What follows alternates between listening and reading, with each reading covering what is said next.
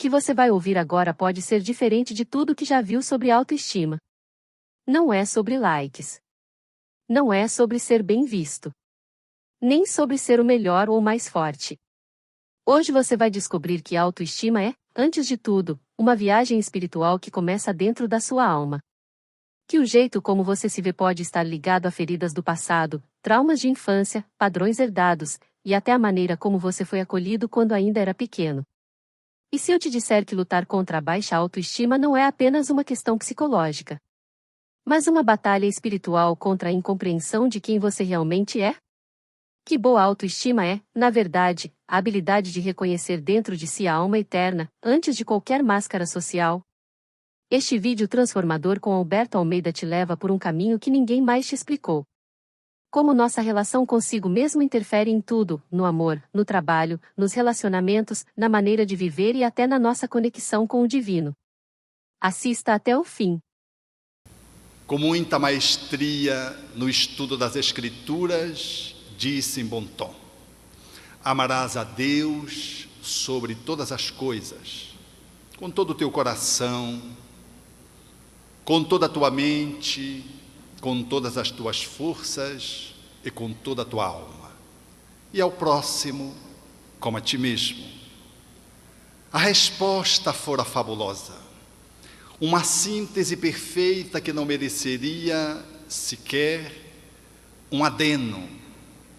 O mestre, no entanto, se colocando de uma forma muito curiosa, diz: vai, vive e herdarás, significando ao doutor da lei que ele detinha na mente, mas não dispunha no comportamento. Ele sabia de memória, mas não conseguia concretizar a informação enquanto sabedoria comportamental. Detinha a informação, mas não conseguia constituir ainda a concretização do aprendizado. Vai, vive e herdarás a vida eterna. O mestre, para não ficar desconcertado diante do grande mestre, indaga: mas quem é o meu próximo? E Jesus então discorre a parábola do bom samaritano, aqui e acolá, entrevista nos estudos espíritas e de todas as igrejas cristãs. O curioso da pergunta é que a indagação está apontando para o próximo. E quem é o meu próximo? Fazem 2000 anos e parece que essa pergunta não foi suficientemente respondida, mas igualmente não foi, porque também não foi estabelecida uma que deveria anteceder esta, que foi formulada porque dentro das Escrituras a palavra próximo encontraria ambiguidade no âmbito da interpretação. Mas é digno de nota, porque o doutor não perguntou: quem sou eu? Talvez essa fosse uma pergunta mais intrigante, mais ousada. Pressupõe-se de que se já havia o domínio acerca de quem era quem perguntava, quem é que sou eu, e era necessário agora saber quem era o outro. Mas como eu posso saber o outro se eu ainda não sei quem sou eu? Ou como, em sabendo quem sou, eu consigo desconhecer o outro? Porque se eu sei quem sou eu, é natural que, por extensão, eu tenha um parâmetro para poder fazer o acolhimento do outro. Eu tenho uma referência que me dá ensejo de poder avaliar quem é o outro. Mas como avaliar o próximo, se a mim mesmo eu me mantenho na ignorância? 2000 anos. E talvez esta pergunta devesse ter sido feita àquele tempo. E quem sou eu? Quiçá Jesus deveria ter estabelecido uma outra parábola, ou então a mesma, para poder rasgar os horizontes do entendimento humano, a fim de que a lei não ficasse adstrita aos mandamentos no papel e pudesse, em nível reflexivo, ser trazida para o âmbito atitudinal, comportamental. Essa pergunta, quem é o próximo e quem sou eu, entretecendo pela mediação do amor, ela nos faculta efetivamente focarmos de que, para alcançarmos o divino, é indispensável o exercício de uma amorosidade que seja capaz de ser exercida na sua integralidade, com toda a alma, com todo o entendimento, com todo o sentimento e com toda a pujança física. É necessário, no entanto, que para que se possa lograr esse êxito, poder-se entrever como é que se dá uma relação de amorosidade entre duas pessoas, entre o eu-tu, entre aquele e o seu próximo, que se coloca ao seu lado como que desafiando ao processo do encontro amoroso, que vai de alguma forma desvelar o divino, considerando que é na medida que eu encontro você ou você me encontra que se desvela o sagrado. É na medida em que podemos exercer essa amorosidade que assim se esquadrinha a divindade na sua pujança maior. Se é verdade que o Criador pode ser entrevisto através das estrelas, pode ser analisado pelo microscópio vendo o funcionamento de uma célula, pode ser percebido através de uma floração de um campo florido, ou de um caule formoso que enseja uma copa exuberante de uma árvore, se é igualmente perceptível aquele ver o Criador através dos pássaros, dos insetos, da natureza de um modo geral, não menos verdadeiro é de que o Criador, ele se desvela quando dois seres são capazes de entretecer uma relação de amorosidade profunda, porque os seres são parte da natureza. Mas talvez aí esteja o maior enigma. Olhamos e entretecemos uma relação com o divino para fora, olhando as estrelas que estão lá e as estrelas que perambulam como os vagalumes. Olhamos as estrelas que estão formando o nosso sistema solar em torno de uma estrela velha com seus planetas, no movimento harmônico e fantástico. Mas olhamos igualmente um sistema planetário quando olhamos o átomo na sua composição do seu núcleo e com os elétrons circulando em torno deste centro, falando, portanto, desse processo mágico, holográfico, que se replica em todas as dimensões do universo. Mas quando traz-se a lupa, o zoom, para focar no relacionamento humano, aí temos o desafio. Parece que o Criador não consegue ser entrevisto, parece que ele se vela, porque há dificuldade efetiva de se poder estabelecer uma relação de encontro. Há muitos desencontros. E os seres humanos, por assim dizer, na sua movimentação social, como que desdizem a presença do divino. E muitos se refugiam para o materialismo, para o ateísmo, se refugiam na angústia e na depressão, porque não dão conta de ver um sentido na vida quando se coloca o homem. Em tudo há harmonia, do micro ao macro, mas esse hífen, que deveria juntar essas duas instâncias existenciais, cósmicas, o homem, o ser humano, o espírito, ele ainda se coloca frágil, com um colorido bruxuleante, não dando conta, portanto, de fazer esse nexo que pudesse consagrar a sinfonia do divino e aonde Deus estivesse não só fora, mas também dentro de um processo relacional como ressonância de duas almas, por exemplo, que se pudesse encontrar dentro da perspectiva da amorosidade. Assim se dá com a autoestima, palavra que deriva, em parte, da amorosidade, que fala da relação do indivíduo com ele próprio, no sentido do autorrespeito, da autoconfiança, da certeza do seu próprio valor, do seu bem-querer. Autoestima, que resume um pouco de tudo isso e algumas coisas mais, fala dessa movimentação que estabelecemos quando nos colocamos no mundo existencialmente e, por assim dizer, checa como é que nós estamos lidando dentro dessa dança cósmica na qual a melodia é a amorosidade e nós somos os bailarinos que deveríamos entretecer a estesia dos movimentos, permitindo que através da autoestima colocada num nível satisfatório, pudéssemos assim estar sincrônico dentro dessa grande sinfonia, fazendo parte dela, como um instrumento que se coloca dentro de um contexto, participando de uma orquestração mágica.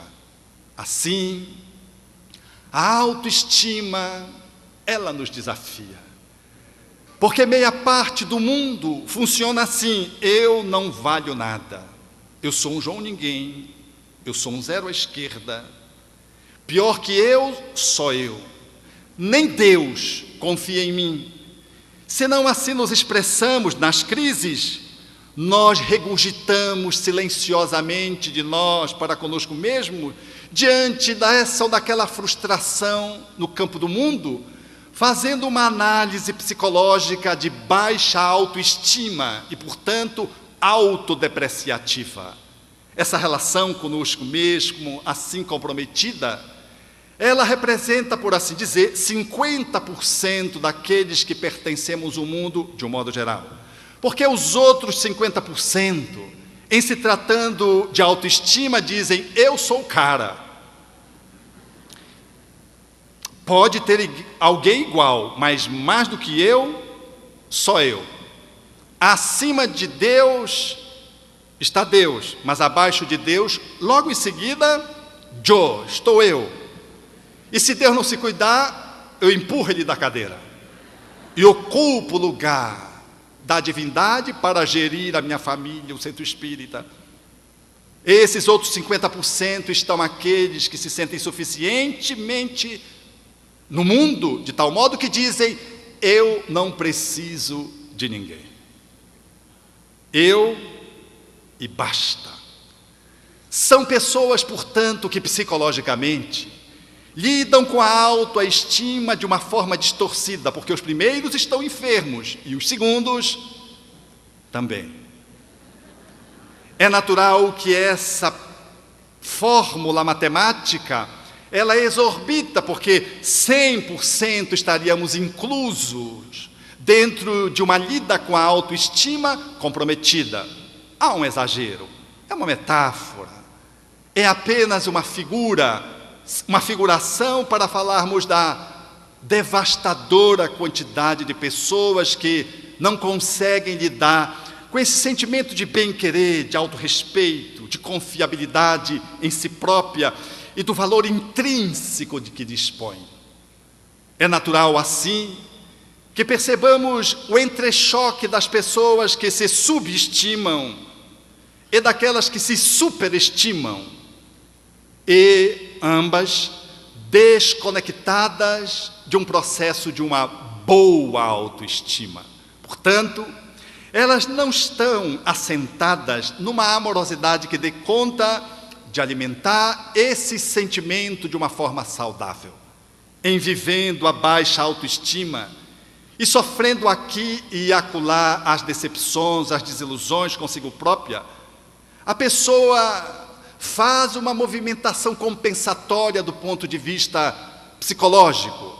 Para resolver aquilo que está em baixa, nós procuramos colocar algo que nos projete, e aí nós criamos uma faceta, uma máscara social, que dê conta de esconder esse sentimento de desvalia, de minusvalia, de pouco valor, e construímos então, numa perspectiva de compensação, algo que nos possa colocar numa posição de projeção.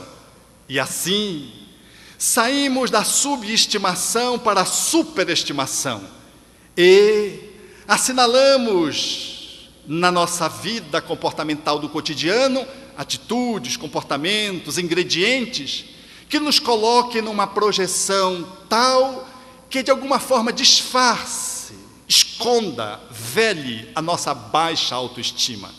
Inseguro, eu me coloco então como se fosse uma pessoa poderosa e assumo uma posição social, por exemplo, valendo-me dos músculos e busco na estrutura fisiológica, não uma saúde, mas posso buscar no fisiculturismo uma compensação para essa fragilidade interna.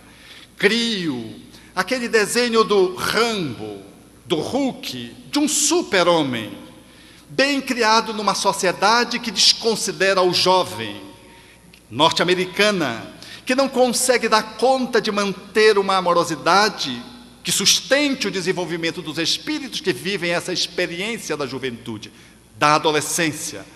Cria-se os super-heróis. E no Brasil nós evocamos essa realidade.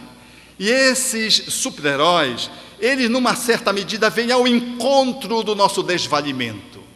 E aí, desde pequeno, nós nos apaixonamos pelos super-homens, por aqueles que, por assim dizer, vão fazer um movimento de contrabalanceamento das minhas deficiências. E aí eu busco essa perspectiva de projeção de uma pessoa que não sou eu, e cravo na minha máscara corporal, na minha atitude social e na minha postura emocional, um comportamento que simula uma pessoa resolvida em si mesma. No entanto, basta que se lhe aproxime um pouco e que se emparede a pessoa, que se coloque ela num beco, ou que se proponha um desafio um pouquinho mais audacioso e ela desmorona.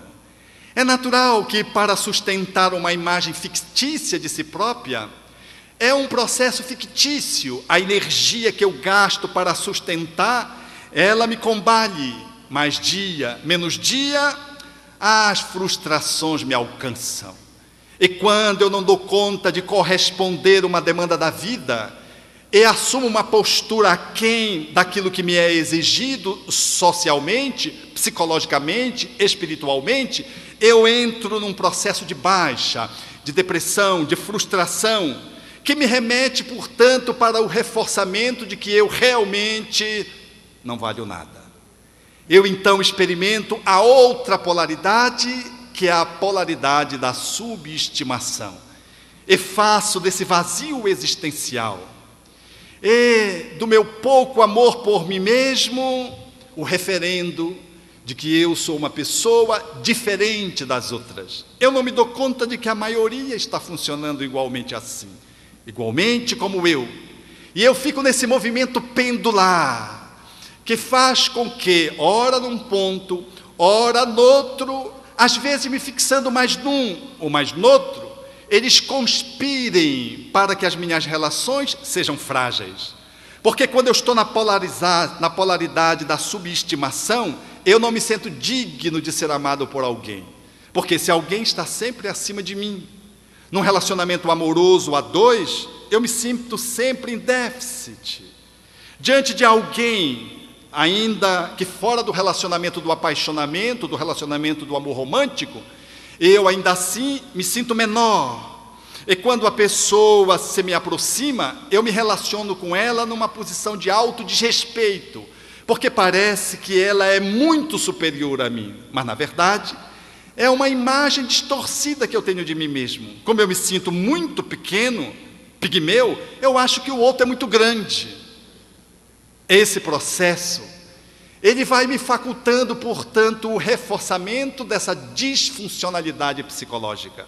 E assim, as minhas relações ficam muito comprometidas. Eu quase preciso medicar a atenção dos outros, dos colegas de trabalho, dos companheiros do movimento espírita, na família, no relacionamento a dois, porque eu me sinto sempre um zero.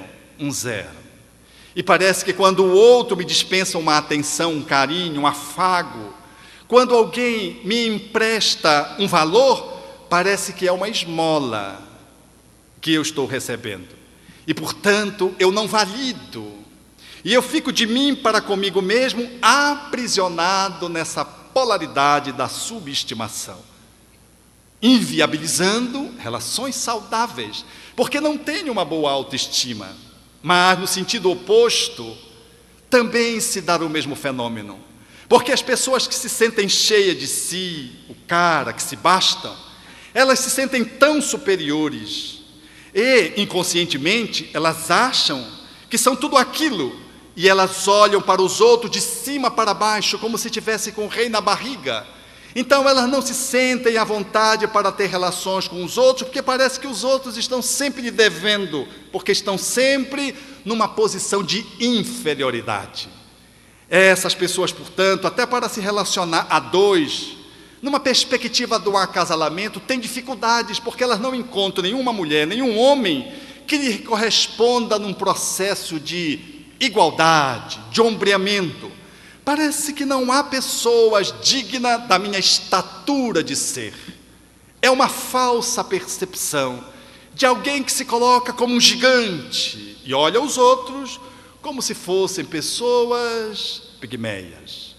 Essa dinâmica, ela congela as nossas relações sociais, ela nos inviabiliza, porque os que vivem a subestimação padecem do complexo de inferioridade, e os que vivem a superestimação do complexo de superioridade. O encontro dessas polaridades é muito difícil. Essa polaridade ela é mantida notadamente porque há uma fragilidade no espírito encarnado que assim se olha apenas no nível humano e meramente humano, e não dá conta de avaliar a sua historicidade de vida atual e pregressa, e não tem uma perspectiva de transcendência. A humanidade, de um modo geral, funciona, a despeito da religiosidade, como se fossem pessoas que fossem morrer, e não tem essa percepção abrangente que o Espiritismo se nos oferece, de que somos espíritos reencarnados. Como bem diria o codificador, se nós soubéssemos, do ponto de vista da nossa encarnação, da força que nós trazemos, e se pudéssemos estar bem apropriados dessa força, colocando a serviço da vontade, diz o codificador, nós seríamos capazes de fazer prodígios. E, diz ele, são apenas o desenvolvimento das faculdades humanas. No capítulo 11 do Evangelho segundo o Espiritismo, tratando, portanto, dessa perspectiva do valor, mas do espírito que está reencarnado, não de um homem que vai morrer, cuja alma foi criada no momento da concepção e que depois dispara na direção de algum lugar reservado por Deus. Esse olhar faz-nos, portanto, buscar fugir dessa gangorra que nos impede de poder tratar a vida tal como ela é.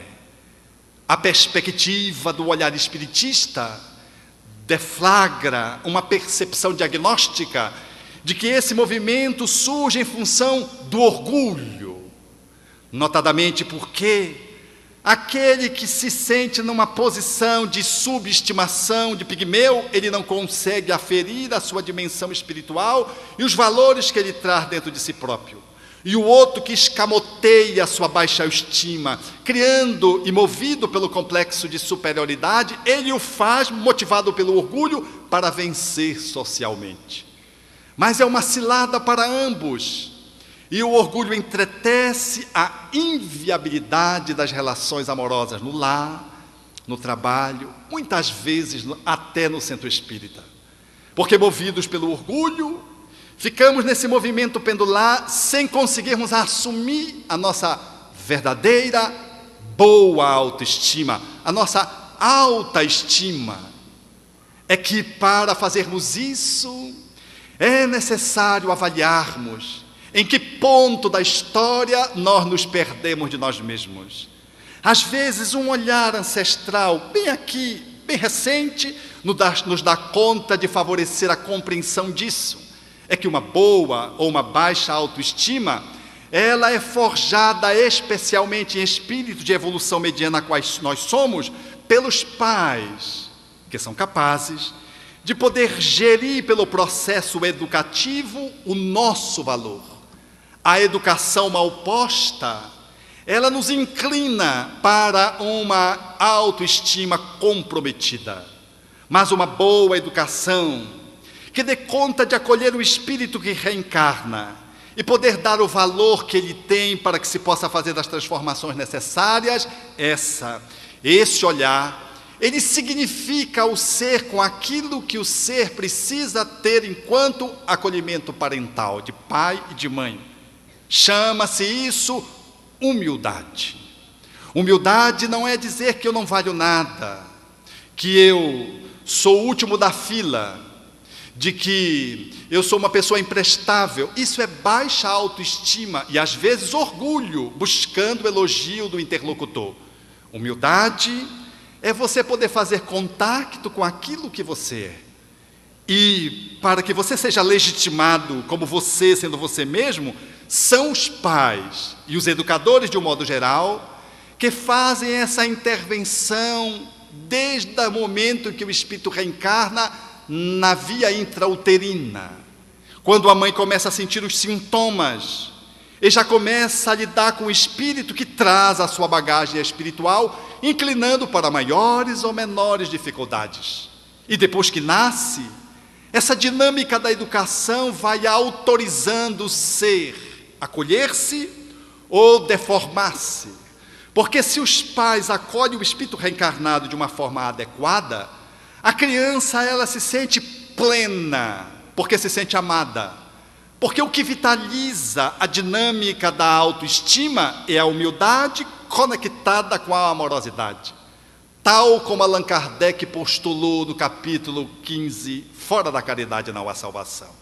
A caridade e a humildade, que se contrapõem ao egoísmo e ao orgulho, fazem, portanto, essa diferenciação de quem tem uma boa autoestima e quem se comprometeu no desenvolvimento dela e não a tem, está à procura desse alto amor que ficou perdido lá na infância, quando, nessa perspectiva existencial da educação, os pais deveriam acolher os filhos, os espíritos reencarnados, como são, e carimbando de que esses filhos são amados pelo que eles são, na forma em que eles se apresentam.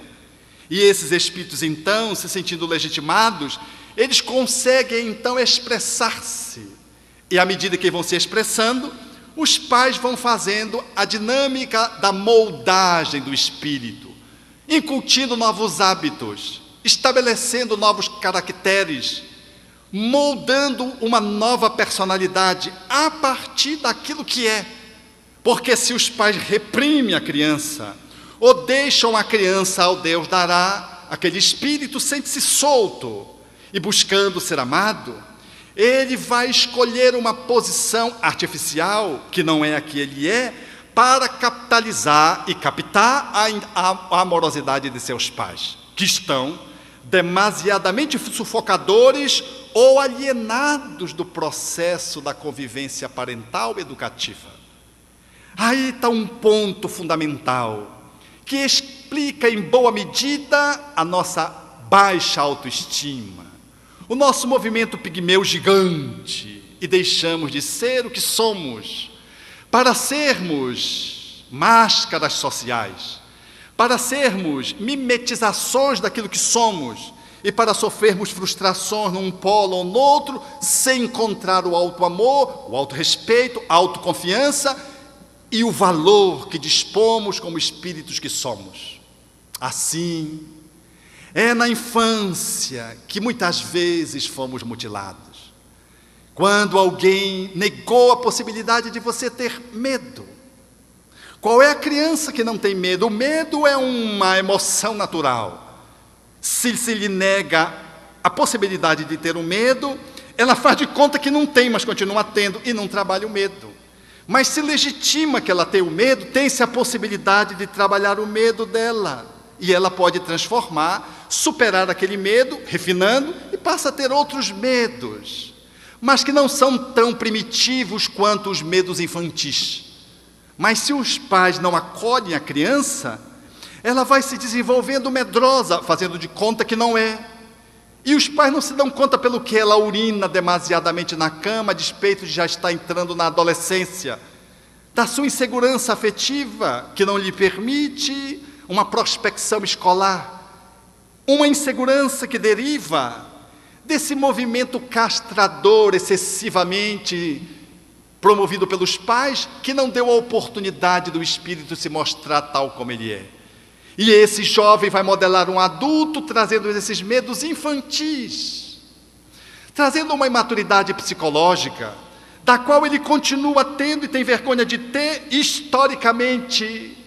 Ele se sente perdido de si mesmo lá atrás, quando seus pais não foram capazes de lhe acolher o medo, a tristeza, a agressividade.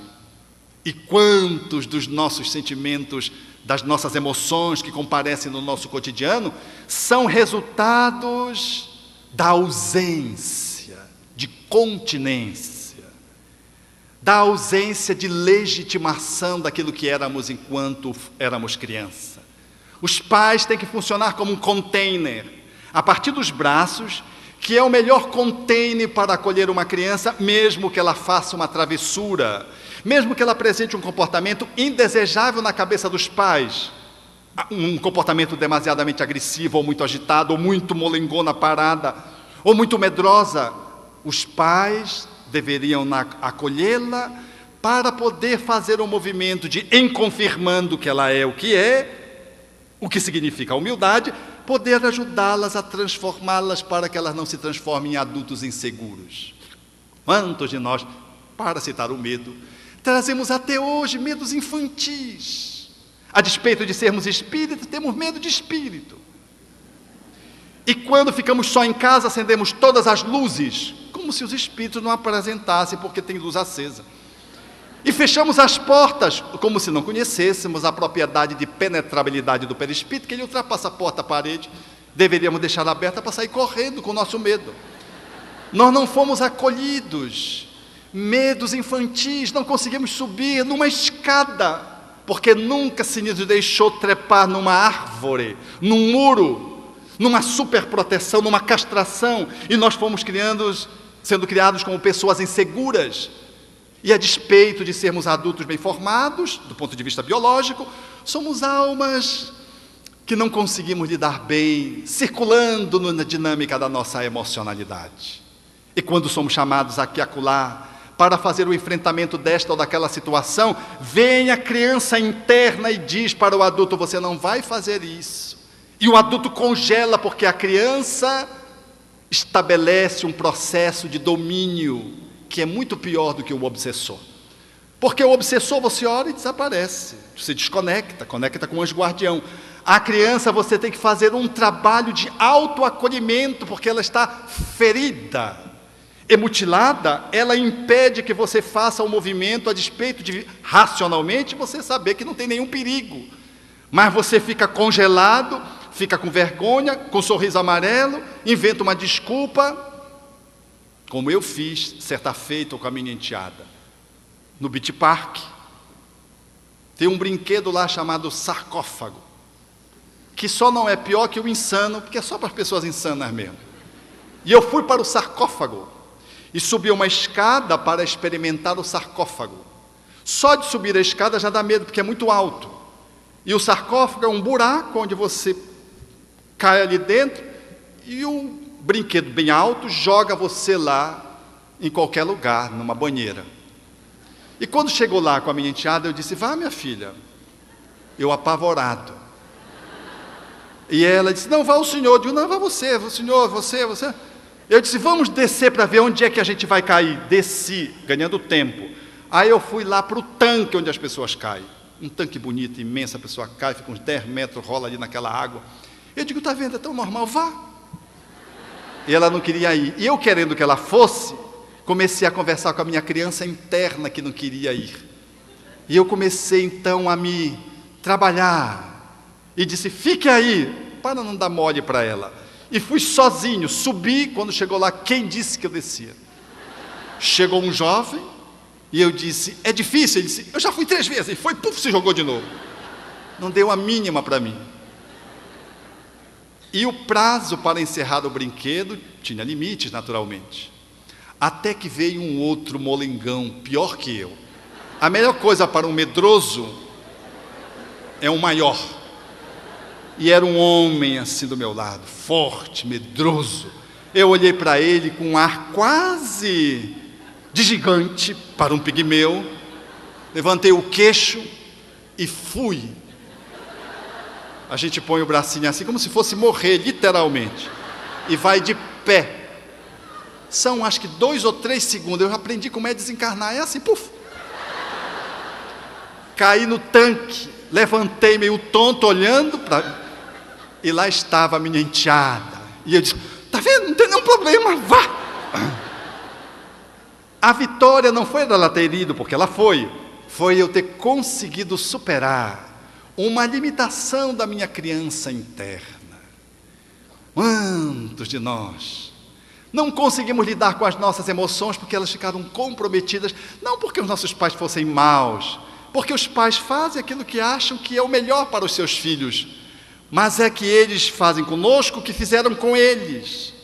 E transgeracionalmente, às vezes, a nossa família não foi bem dotada de espíritos qualificados, e dentro da medida do merecimento, nós reencarnamos aonde deveríamos reencarnar.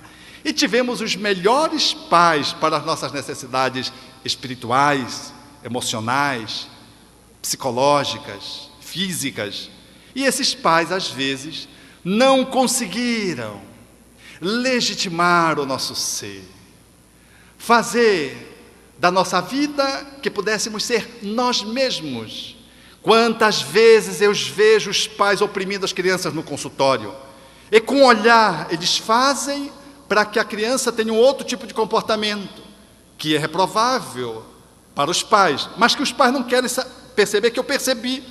É como se fosse falta de educação do filho que depõe contra o pai, como se tivesse um lugar só para educar. Educar a criança em todos os lugares. Eu logo me antecipo em favor da criança, muito embora não faça parte do Conselho do Direito da Criança, do SOS, que tem em Belém, que é um sistema que apoia as crianças marginais, as crianças sofridas.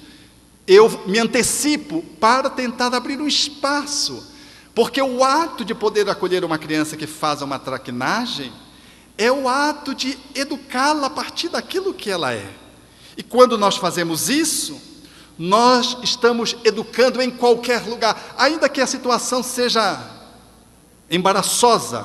Como certa feita eu vivi essa experiência, tinha uma criança, ela se levantou, foi no ouvido da mãe, mas ela não tinha aprendido ainda a sussurrar. Disse, mamãe, a senhora soltou um pum. E a mãe disse assim, tu estás me desconhecendo, menino?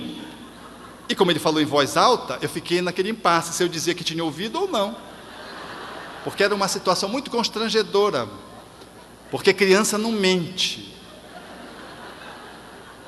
E eu então entrei na conversa dizendo que eu tinha escutado, para dizer, não fui eu. Na verdade, eu acho que era a mediunidade da criança. Tem que arrumar uma desculpa e colocar na criança. Eu me lembro de uma amiga que conversava com um sacerdote, com os 2 filhos do lado, e de repente ela sentiu um mau odor em casa. Ela olhou e com os olhos para o primeiro disse, não fui eu, mamãe. Foi, apontou o outro disse, não fui eu, mamãe, foi o padre. Que tinha grandes possibilidades de ser o padre. Eu me lembrei dessa história e intervi logo, salvaguardando a minha idoneidade de respeito à ecologia respiratória do consultório. A autoestima, ela é construída assim, Quando a criança mostra a agressividade, é o espírito que está trazendo a agressividade destrutiva, e os pais precisam acolher para manejar. Nem fazer de conta que não existe, porque senão os filhos matam os pais depois. E nem fazer uma movimentação de castração impedindo que a criança se coloque. Ela precisa se colocar a fim de poder ser manejada, porque a energia agressiva é uma energia que pode ser colocada destrutiva ou positivamente. Do mesmo jeito que ela é capaz de socar o irmão, ela é capaz de socar a bola. Do mesmo jeito que ela é capaz de apertar a garganta do primo, ela é capaz de poder limpar ou arrumar o quarto, a sua cama depois que ela levanta. É a mesma energia que eu coloco positivamente ou negativamente. E a mãe admite para o filho: meu filho, eu noto que você tem uma agressividade abundante. Você precisa orientar a sua agressividade. Você é como se fosse um rio. Dependendo da idade da criança, você vai usando as explicações adequadas. De modo a poder canalizar esse rio, temos que colocar uma hidrelétrica, se estiver facultado ao conhecimento dele, a fim de que a sua agressividade seja positiva e você não cause enchente, alague e leve as pessoas para o estado de calamidade. Porque é assim. Negar a agressividade é reprimi-la, mais tarde ele vai explodir, e quando ele explodir, ele não sabe manejar a agressividade. Como diria a psicóloga Roseli Saião, fazendo uma análise desse comportamento que ainda está nos nossos dias de jovens, que tocam fogo nas pessoas, que fizeram com o índio Galdino, que tocam fogo nos mendigos, notadamente nas cidades que faz frio, onde eles se recolhem embaixo dos jornais. Essa atitude que foi tomando esse requinte de crueldade ao longo do tempo e foi se generalizando, porque já não era mais acordar os mendigos, agora era lesar os mendigos. E outras das agressividades daqueles jovens, por exemplo, que em Porto Seguro, diante de uma discussão mínima com o garçom, o grupo espancou o garçom, levando à morte. Ela, analisando do ponto de vista psicológico, descobriu que em todas as respostas que os jovens davam, eles iniciavam dizendo que eles queriam brincar. É curioso brincar de crueldade. É porque é na infância que nós brincamos de agredir o outro.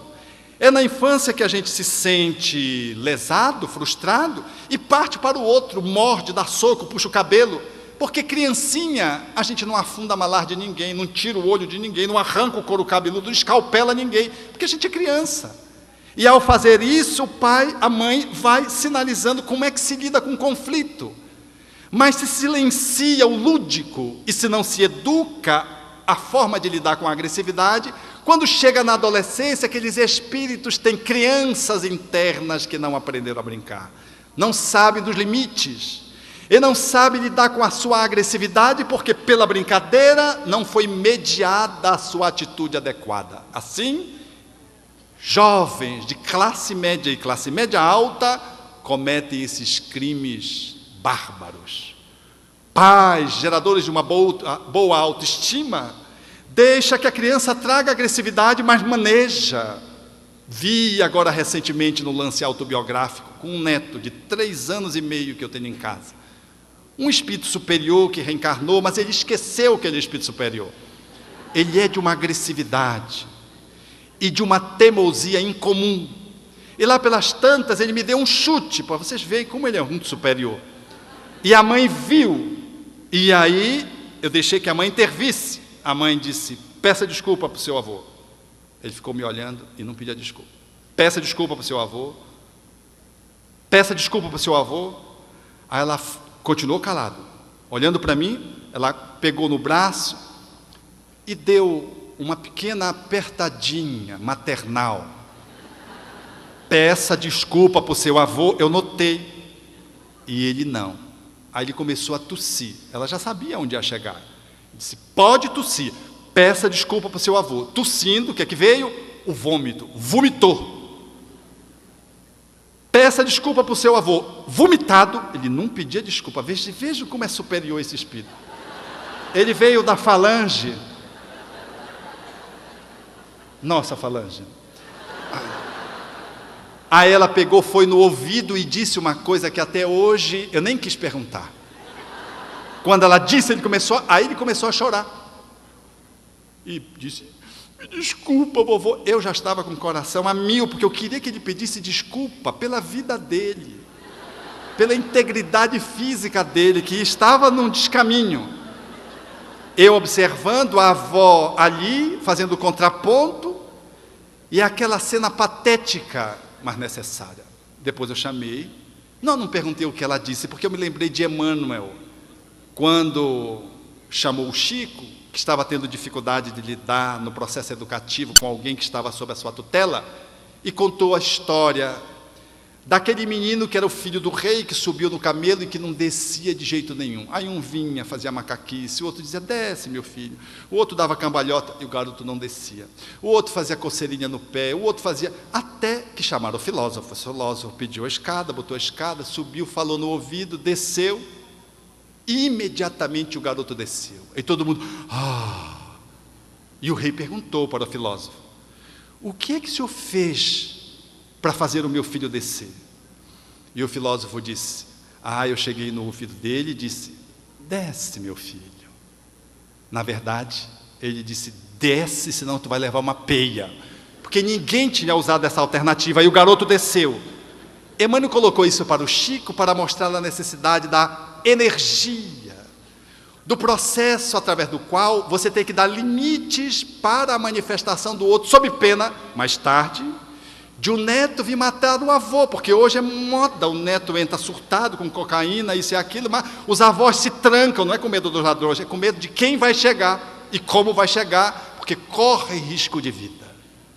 Nós conseguimos estabelecer a boa autoestima na medida que vamos fazendo esse traquejo, e a criança vai se sentindo amada a despeito de ser agressiva, ou de ter uma deficiência no campo da atenção, de ser uma criança muito triste, às vezes até com sinais de depressão, ou uma criança que seja demasiadamente mentirosa, falseia os dados, e ela traz como um ingrediente do espírito, e os pais têm que estar alinhavando para trazê-la para o amor à verdade. A criança que seja por demais medrosa, a despeito de qualquer dessas atitudes que aflore como uma condição do espírito, os pais amam seus filhos e fazem esse acolhimento de tal modo que o filho se sente amado, a despeito do sim, sim, não, que perpassa o processo cotidiano da educação. O filho se sente amado, mesmo tendo essa ou aquela dificuldade, porque quando nós vamos crescendo, mais tarde, se não formos atendidos nessa performance, nós nos sentimos menos ou muito mais do que somos, e aí temos muita dificuldade de entretecer as nossas relações afetivas.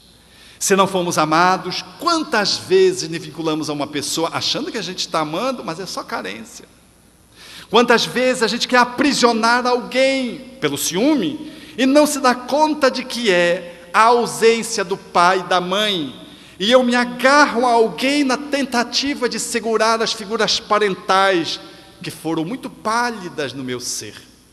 Quantas vezes eu procuro um relacionamento afetivo travestido da minha insegurança e procuro uma pessoa aparentemente muito firme, muito segura, mas na verdade eu estou procurando aqueles que substituam os meus pais numa educação que foi demasiadamente deflagradora da minha insegurança. Pais que nunca conseguiram me autorizar, sempre dizem: você não sabe, você não vale nada, a criança não sabe de nada. Esse movimento de desautorização vai gerar um adulto inseguro, e mais tarde ele vai tentar se apoiar em alguém que configure o valor, a confiança, a segurança, estabelece uma relação de aproximação pseudo-amorosa, mas na verdade o móvel é a sua insegurança emocional afetiva.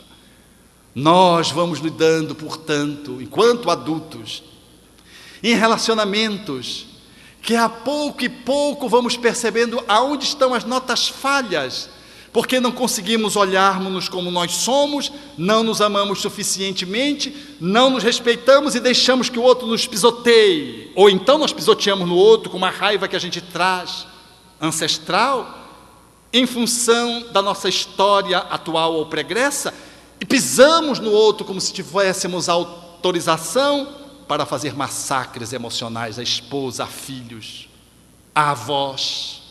Quantos de nós trazemos essas pendências que às vezes são de outras vidas? Como outro dia eu vi uma pessoa que eu acompanho há um tempo regular, e ela sempre vem muito bem vestida. E ela disse: o senhor ainda não percebeu que eu não repito roupa? Eu disse: não percebi. Ela disse: eu venho aqui há aproximadamente 2 anos, eu nunca repeti uma roupa e nem um sapato. Uma alma que tenta, através da roupagem, dos adereços, fazer um trabalho de merecimento do seu próprio ser. Parece que o seu ser precisa ser acolhido, mas não pode ser acolhido do jeito que ele é. Ele precisa de um plus, e é um plus que, só para dar o exemplo para vocês, eu fiz como uma intervenção terapêutica, e se você vem com a mesma roupa às próximas sessões. E ela disse: não, mas hoje eu vim normal, olha, eu vim com uma calça jeans, vi com essa blusa simples, que aliás eu estou usando pela primeira vez, vi com esse sapato relativamente simples. Eu disse: mas... Aí eu saí contando, tinham 13 adornos. Eu disse: mas olha aqui, eu comentei, tinha um brinco, uma pulseira, um colar, eram 13 adornos. A próxima, você vem sem adornos, no exercício terapêutico, e vem com essa mesma roupa. Mais do que isso, me dê os adereços. Ela me deu os 13 adereços. Eu digo: agora levante, saia, vá até o elevador, depois fique um pouquinho lá, uns 2 minutos, depois venha andando devagar, como se você estivesse chegando para a sessão terapêutica. Ela, quando tirou, levantou e disse assim: eu estou me sentindo nua. Uma experiência que ela vivera no passado, na qual, tendo status social, teve um revés familiar e ela teve uma queda social. E mais tarde, teve que trabalhar para as amigas e pôde perceber que o parceiro da relação afetiva, que as duas disputavam, tinha se conjugado com aquela que era sua amiga, que continuou rica, e ela ficou numa posição de subalternidade, vendo o amor dela casada com a amiga, e ela tendo que trabalhar para a amiga, agora adulta, para poder sobreviver, e sair do corpo, e se ver em andrajos. Tal trauma que ela experimentou quando da queda do status social que ela experimentou na época. Quantos de nós trazemos esses ingredientes do passado que apontam no nosso psiquismo através do inconsciente profundo, falando dessas distorções, e nós, na tentativa de compensar, ao invés de resolver o problema através do processo do autoconhecimento, que possa nos projetar para o encontro dos pontos cegos, a fim de que possamos descobrir aonde estão as nossas limitações, o nosso conflito, as nossas sombras, e desse modo fazer um movimento de transformação gradual. Nós resolvemos de fora para dentro, alteramos o corpo. Hoje é muito comum na academia o uso das bombas, a admissão de hormônios clandestinamente, sem nenhuma orientação médica, hormônios às vezes de origem animal, na tentativa de garantir um corpo bem sarado. E a mulher, quando vira de costas, você não sabe se ela é um homem ou uma mulher, olhando uma mulher de costas. Tal é a exuberância da hipertrofia dos músculos, em completo desacordo com a fisiologia hormonal de um corpo feminino. Mas a tentativa de compensar com as roupas, com pedrucalhos, nos inclinam para a patoplastia, a doença que fala das cirurgias plásticas, proposto pelo Jurandir, o grande filósofo brasileiro, que faz uma análise mostrando que nós experimentamos de tal ordem esse movimento de descompensação que procuramos nas cirurgias essa movimentação da busca do amor dos outros e do auto-amor. A autoestima é bem-querer. Só indo ao encontro de si mesmo para saber quem eu sou, para depois eu saber quem é o próximo, lograremos, no movimento de aproximação, descobrir que somos pessoas especiais. Porque nossos pais, nossos amores não nos amam porque nós somos pessoas super-homens, super-mulheres. Eles nos amam porque aprenderam pela via da convivência a estabelecer uma relação conosco de singularidade. É natural que nesse movimento de autodescobrimento descobramos aqui e acolá as nossas pendências. E nós nos amaremos cada vez mais. A nossa autoestima crescerá quando eu acolher as minhas limitações. Eu acolher o meu calcanhar de Aquiles com o que eu faço contato. Eu perceber aonde está as minhas limitações, os meus conflitos, mas também aonde estão as minhas luzes, a minha capacidade, a minha habilidade. Esse movimento de autoaproximação, de autoencontro, para que se estabeleça o autoconhecimento, a autocompreensão e a autoaceitação, abrindo espaço para a autotransformação, capaz de mudarmos em nós mesmos aquilo que não está bom. Acolhendo, portanto, os nossos movimentos, os nossos medos, porque não somos menos porque temos uma agressividade que temos ainda dificuldade de lidar. Temos uma língua que temos dificuldade de controlar. Temos medos que temos dificuldade de confessar para os outros, porque são medos infantis. Uma boa autoestima suscita que você possa dizer: olha, eu ainda tenho esse medo da minha criança interna e eu não consegui ainda trabalhar. Eu às vezes me sinto tão carente, que às vezes eu preciso de colo de mãe. Outro dia eu vivi essa experiência, eu ia saindo de casa, olhei para minha mãe, e eu estava assim para baixo naquele dia, carente. Eu olhei para ela e disse: mãe, a senhora aceita ser minha mãe na próxima encarnação? Ela me olhou e disse: por quê? Aí eu disse assim: porque eu acho que eu não mereço.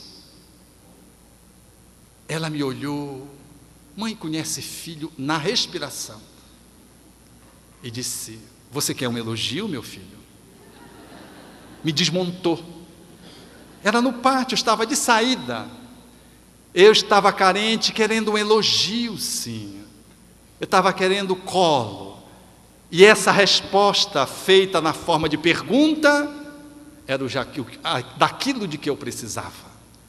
Porque nós somos amados, não é porque nós somos pessoas super. Nós somos amados porque alguém nos escolheu como uma rosa, que é diferente de todas as milhares de rosas que existem no mundo, para lembrar o Pequeno Príncipe. Porque nós fomos cativados e cativamos. Pergunte a uma mãe que tem um filho entregue à drogadição se ela ama menos. Pergunte a um pai se ele ama menos o filho porque ele nasceu com uma síndrome de Down, por exemplo. Talvez a este filho, em função das suas limitações de natureza genética, seja mais amado. Pergunte àquele que convive com você em casa se a ausência dele deixaria a sua vida melhor. E se você amaria menos se ele desaparecesse. Nós amamos e somos amados, porque somos o que somos. Isso é uma atitude de humildade. E aí está a boa autoestima. A boa autoestima não é dizer: eu me amo, eu me beijo, eu sou uma pessoa. A boa autoestima é eu ser capaz de reconhecer-me como espírito reencarnado, reconhecer a minha força, avaliar que tenho pontos frágeis, tenho pontos que eu já avancei, perceber os meus limites, dar-me conta que o meu melhor conceito é de me perceber como um ser em transformação, num eterno vir a ser, de que o verdadeiro poder meu não é o poder sobre o outro, é o poder da amorosidade que eu vou descobrindo no exercício de um auto-amor que se esvai para o amor ao próximo. Dar-me conta, efetivamente, de que a relação de status evolutivo me coloca entre alguém que está acima e alguém que está abaixo, porque é assim a lei da natureza. E esse processo faz-me, de mim mesmo, poder amar-me, com todas as minhas forças, cuidando do meu corpo, se necessário, fazendo uma cirurgia estética, sim, frequentando a academia para ganhar força muscular na maioridade, na terceira e quarta idade, ou na juventude, quando o corpo precisa se ajustar numa perda de peso. Amar-se a si próprio, com todo o coração, trabalhando as minhas emoções, os meus medos, a minha ansiedade, os meus sentimentos. Amar a mim mesmo, trabalhando-me nesse exercício de amor com toda a mente, esse Deus interno que sou, fazendo de mim mesmo um investimento na cultura, na intelectualidade, no aprendizado, e amar-me, assegurando a minha boa autoestima com toda a minha alma, o Deus que sou, para poder fazer valer a minha transcendência, a minha espiritualidade. E assim fazendo, percebendo minhas pendências e os meus avanços, eu dou-me conta que o outro é como eu, e não precisando mais polarizar-me para a inferioridade ou para a superioridade, eu reconheço o outro como o meu irmão. E o exercício da amorosidade, ainda que ele esteja para lá ou para cá, eu tenho condições de legitimá-lo como um ser e fazer com que ele possa, talvez, num processo de ajuda, faça o caminho que eu estou fazendo, de amar-me a mim mesmo a cada dia. E nesse exercício que eu faço comigo, e que resvala para o próximo, eu vou descobrindo o divino. E vou descobrindo de que o exercício de amor nos dignifica a todos que estabelecemos relações, independente de gênero, de classe social, de religiosidade, de idade. E ao fazer isso, acolho os meus filhos, os meus netos, os meus educandos, as crianças da evangelização, e exercito esse trabalho de humildade e amorosidade para fazer um movimento de aumento da autoestima, dessa cota de autoestima que tanto carece na humanidade. E assim, poder me colocar no mundo, assumindo os meus valores. Quando disseram para Jesus que ele era mestre, eu sou. Ele disse, quem sou eu? Não sou nada. Mas quando lhe chamaram de bom, ele aproveitou o ensejo para colocar o divino e disse, bom, só Deus. Falando da bondade no absoluto, ele trazia a bondade no relativo, e faz uma distinção da divindade em relação a ele, para que o jovem pudesse lograr alcançar a vida eterna, a felicidade e a plenitude. Ter uma boa autoestima não me projeta mais para o zero à esquerda, para me sentir o máximo. É ser o que sou, como estou, no movimento de eternas mudanças. E poder encontrar você, e nesse encontro, descobrir Deus. E em descobrindo, entoar a melodia da amorosidade, que se estabelece como se fosse uma verdadeira sinfonia, um dueto a dois. Ou então, uma sinfonia de um grupo espírita que faça esse exercício de boa autoestima, e ali está, como se fosse um grupo numa orquestra e um maestro, que é o Cristo, cuja melodia é a amorosidade e cujo centro espírita se movimenta. Todos espíritos com dificuldades, mas todos olhando para si, se trabalhando, numa perspectiva de dar o passo adiante.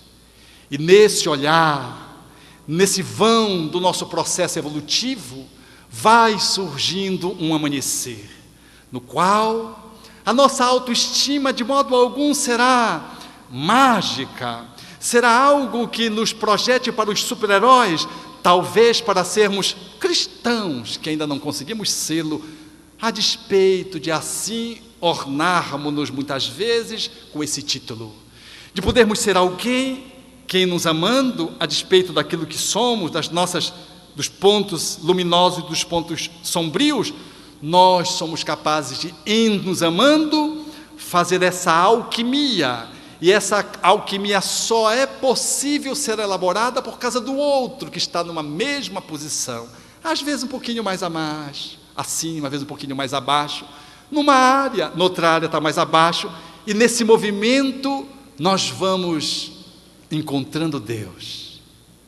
E talvez Jesus tivesse efetiva razão ao olhar para aquele doutor da lei do Velho Testamento e pudesse sinalizar para ele que ele precisava viver. Ele não tinha uma boa autoestima. Ele assumia a posição da arrogância e queria aparecer publicamente, mas quando desafia o mestre perante o grupo. E o mestre, sendo que era, não foi capaz de ostentar, de esmagá-lo, porque o amor não esmaga, o amor ergue. Fala-o refletir e sinaliza com uma bela parábola, nos sinalizando, apontando o nosso destino, como foi posto no clipe, que é a amorosidade. Chegamos ao ponto mais profundo desta mensagem. A boa autoestima não é sobre vaidade, nem sobre comparações, nem sobre provar algo ao mundo. Ela é sobre reconhecer a alma eterna que você é. Sobre aceitar seus medos, suas limitações e, mesmo assim, se amar com humildade e verdade.